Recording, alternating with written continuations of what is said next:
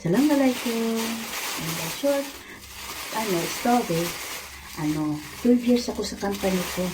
Tapos, nung naging 12 years ako, lumipat ako ng Abu Dhabi. Doon, kinuha ako ng partner ko, doon.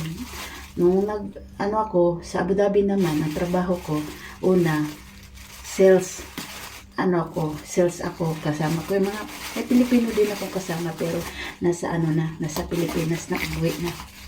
Dalawa lang kaming, Pilipino na, na sales. Tapos yung iba, Pakistan na. Kasi yung amo namin, Pakistan. Tapos nung, umuwi na siya. Nauna siyang umuwi sa akin. Umabot din ako sa company namin ng 6 years. Tapos, nung natapos na nung dumating na yung pandemic, ayun, bumaba na yung sales namin, kaya nag-resign na kami. Ang ginawa ko, guys, pumasok ako ng caregiver ulit na trabaho. Pinasok ko yung trabaho ko dati sa Saudi. Yun, tumagal din ako nang wala akong visa, guys, ng almost 1 year.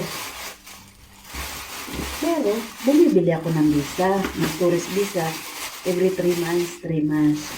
Bumibili ako ng ng visa ko. Yun, renew. Yun, maayos pa kasi dati yung UAE, hindi pa gaano mahigpit. Hindi katulad ngayon na mahigpit na daw. Sabi ng mga kaibigan ko doon sa UAE. Tapos, nung nakapag-ipon na ako, pati yung partner ko, nakapag-ipon na kami, nag-try kami mag-apply dito sa bansang Europa.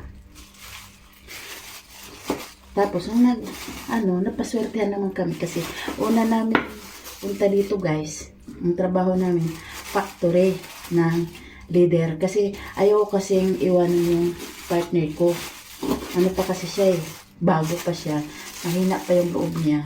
Kaya, kumbaga, hindi naman sa mahina. Kumbaga, hindi na siya sanay, guys, na wala ako sa tabi niya. Kailangan lagi ako sa tabi niya. Ganun naman talaga, diba?